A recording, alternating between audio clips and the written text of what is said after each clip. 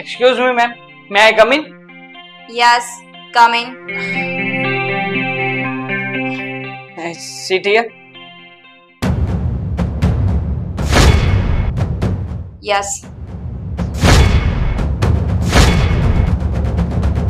નિધિ, તું હા, બેસ ને. નથી બેસવું મારે. તારી સાથે કોઈ વાત નથી કરવી. અરે મારી વાત તો સાંભળ. હા, બેસ તો ખરો. શું સાંભળું? હા, સાંભળવા જેવું અને વાત કરવા માટે તે બાકી શું રાખ્યું છે? મને કહીશ? એટલે કેવા શું માંગે છે તું? લે, નાટક તો એટલું સારી રીતે કરે છે કે જાણે તને ખબર જ નથી કે તે શું કર્યું છે અને શું કરીને અહીંયા આવતી રહી છે. વાંચી અમે તારી લખેલી ચિઠ્ઠી. શું હાલત થઈ હશે અમારા બંનેની તે ક્યારે વિચાર કર્યો હતો? હા મમ્મી તો બિચારા કેટલી વાર કરીને કહેતા હતા કે એકવાર શોધવાનો પ્રયત્ન કર, મળી લે એને. પણ ખબર હતી આ પ્રેમ કરવાનો અંજામ આવો જ આપે. બેસાડી દીધી ને અહીંયા ઓફિસમાં પૈસા કમાવા માટે. કારણ કે હા, બધું 2-4 દિવસ પૂરતું જ સારું લાગે, પછી જ્યારે એકબીજાની જરૂરિયાતો પૂરી થાય ને એટલે છોડી જ દે. ખબર જ હતી મને કે આવી રીતે ક્યાંક ભટકતી હોય છે. બોલી લે. તારે જે બોલવું હોય એ બોલી લે. જેટલા મેણા ટોણા મારવા હોય ને એટલા મારી લે. મારું જ ને, હક છે મારો. અરે શું કમી હતી ઘરમાં તને? તું જે કઈ પણ કહેતી હતી તારી બધી જ જીતો પૂરી કરતા હતા ને. પણ છતાંય આટલી મોટી વાત તે અમારા લોકોથી છુપાવીને રાખી. મને પણ ના કહી. મને તો તું કહેતી હતી ને કે તું મારો મિત્ર જેવો ભાઈ છે, ગમે ત્યારે મને જરૂર પડશે ત્યારે હું તને વાત કરીશ. તો પછી કેમ હા તારા ભાઈને વાત કેમ ના કરી શકી? યાર હું જ કાંટો છું. કેવી રીતે તું વાત કરે? ખોટું કામ કરવાનું હોય તો કેવી રીતે વાત કરે? કરી પણ ના શકે ને. શું ના? મેં તારાથી કોઈ વાત નથી છુપાવી. નથી છુપાવી. હજી કહી દઉં છું નીતિ, ખોટું નહીં બોલતી. આ ખોટે ખોટું ઓફિસમાં આવ્યા પછી મારો હાથ તારા ઉપર ઉપડી જાય ને એના કરતા પ્લીઝ. હું સાચું કહું છું. અરે શું સાચું કહે છે તું? આ સમાજના લોકોને અમે લોકો ફેસ કરી રહ્યા છીએ. લોકો કેવી કેવી વાતો બનાવે છે. તને ખબર છે જે અંજલિની સાથે હું લગ્ન કરવાનો હતો ને, હે અંજલિ પણ મારી સાથે લગ્ન ના કરે. જો એના પપ્પાને અમે મનાવ્યા ના હોત ને તો સારું થયું કે અંજલિએ એના પપ્પાને મનાવી લીધા. નકર હું તો રખડી જ જાત ને. મારી લાઈફ નું શું વિચાર કર્યો તો ક્યારે? આ બધી વાતો હું કોની આગળ કરી રહ્યો છું? હું જ કાંટો છું ને. હે કે તને આ બધી માથાકૂટ કેવા અહીંયા રોકાણો છું? અરે જાવ, છોડ ને. મારાથી કઈ બોલાય એના કરતા. અરે એક મિનિટ બેસ. હવે સાચી હકીકત શું છે ને એ હું તને કહું છું. બેસ. કીધું ને બેસ. હા, તને શું લાગે છે મને કોઈ છોકરા સાથે પ્રેમ છે, એની સાથે ભાગી ગઈ છું અને એની સાથે લગ્ન કરી અને અહીંયા નોકરી કરું છું? એવું જ ને? તો એવું જ છે ને. હકીકત તો હે જ છે. આ ચિઠ્ઠી પણ તારા અક્ષરની જ હતી.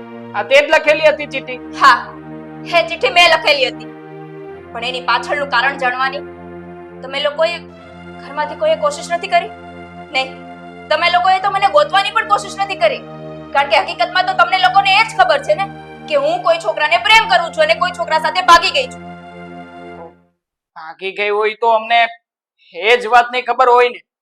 બીજી વાતની કેવી રીતે કઈ ખબર પડે? કોઈ પણ છોકરી ભાગે ને એની પાછળનું એક જ કારણ ના હોય કે એ કોઈ છોકરાને પ્રેમ કરે છે. અરે એ તો મેં ખોટું લખેલું હતું. હું કોઈ છોકરાને પ્રેમ નથી કરતી ને કોઈ છોકરા સાથે નહોતી ભાગી. તે ખોટી વાહિયાત વાત કરે છે. મને બહેકાવી રહી છે, બીજું કઈ નથી. જો ભાઈ, હાકા શું તને બહેકાવી નથી રહી? હા, તને મારા પ્રત્યે ખોટું લાગે છે ને એટલે તને હકીકત કહું છું કે જે દિવસે વાત કરીને તે કે તું અંજલિને પ્રેમ કરે છે, એ પછી મને રસ્તામાં મળી હતી અને બધી વાત કરી હતી કે તમે બંને એકબીજાને પ્રેમ કરો છો. અને જો અમારે કોલેજમાં ઝઘડાઓ ચાલતા હતા એની તો તને ખબર જ છે ને.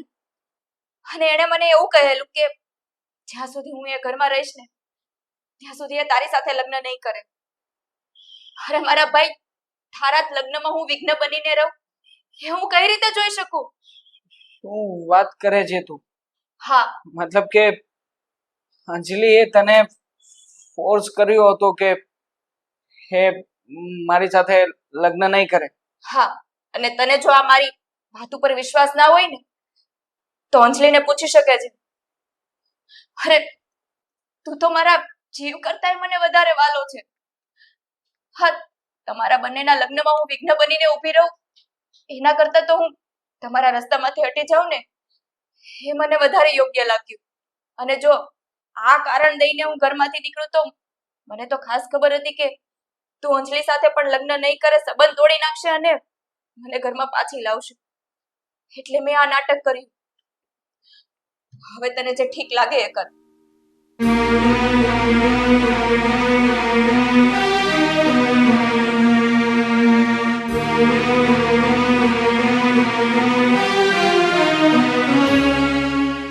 બેન, સોરી, ભૂલ થઈ ગઈ મારી. અને નહોતો ખ્યાલ કે મારા માટે થઈને તું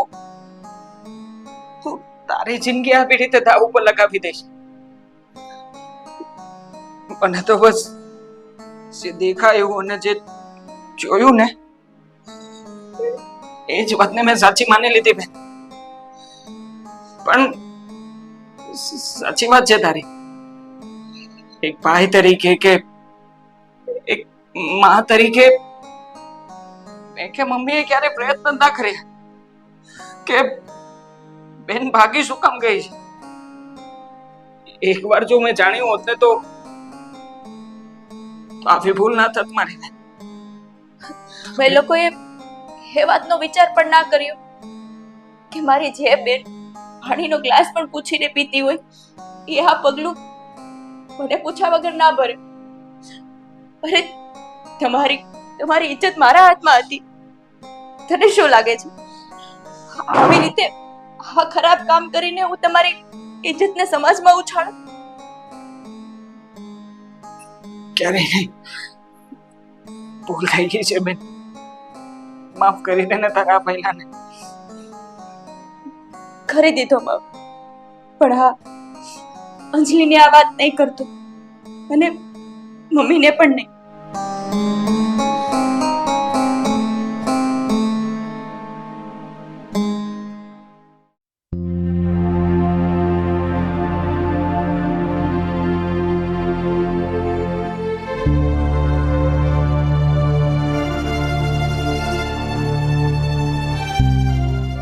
અરે શું થયું? કેમ આમ મોઢું પડી ગયેલું છે? આટલા કઈ ટેન્શનમાં લાગો છો? અંજલિ, તું જાણે છે ને કે હું આજે અમદાવાદમાં એક જરૂરી મીટિંગ માટે ઇન્ડસ્ટ્રીઝની મુલાકાતે ગયો હતો. હા. તો ત્યાં એવું થયું ને કે ત્યાં શું થયું બોલો ને. ત્યાં મેન ચેર ઉપર મારી બેન નિધિ બેઠી હતી. નિધિ મળી આજે મને. શું તમારી બેન નિધિ હતી ત્યાં? હા, નિધિ હતી ત્યાં. તો પછી તમારે એ ઓફિસમાં કામ કરવાની કોઈ જરૂર નથી. તમને ખબર છે ને તમારી બેન આ ઘરની આબરૂને કલંક લગાડીને ભાગી ગઈ છે. તો પછી શું કામ આપણે એની સાથે કોઈ પણ જાતના વ્યવહાર કરવા જોઈએ? સાચી વાત છે તારી. બની શકે ને કે કદાચ બેનની કોઈ મજબૂરી રહી હોય એના કારણે પણ એને આ ઘર છોડવું પડ્યું હોય. અરે શું તમે પણ પાગલ થઈ ગયા છો? આવી વાતો કરો છો? અરે હું તો એમ કહું છું કે જ્યાં દેખાય ને એને ત્યાં ને ત્યાં જ 2-3 તમાચા ચડાવી દેવાની જરૂર હતી. આમ ખોટ તમાચો મારી બેન નિધિને નહીં પણ તને મારવાની જરૂર છે અંજલિ. મારી બેન શું કામ ભાગી છે ઘરમાંથી? આ વાત તું બહુ સારી રીતે જાણે છે ને? સાચું બોલ. જાણે છે ને આ વાત ને? હા, જાણું છું. તો મારી બેન બિચારી જેનો કોઈ જ વાંક ગુનો નહોતો એમ છતાંય એ શું કામ ઘરમાંથી ભાગી ગઈ ખબર છે? એ જો ધારત ને તો મને બધી જ વાત કરી શકે. અને જો કદાચ એણે મારી પાસે આવીને મને સાચી હકીકત કહી હોત ને કે તારા મનમાં હજી એ પેલો કોલેજ વખતનો બદલો બાકી છે, એ નાનકડો આમ તો બદલો વાળવા માટે તું આ બધું કરી રહી છે, તો પછી એ સમયે મારી બેનની વાત માની કદાચ તને જાકારો પણ આપી દીધો હોત. પણ એને તો તારો અને મારો વિચાર કર્યો.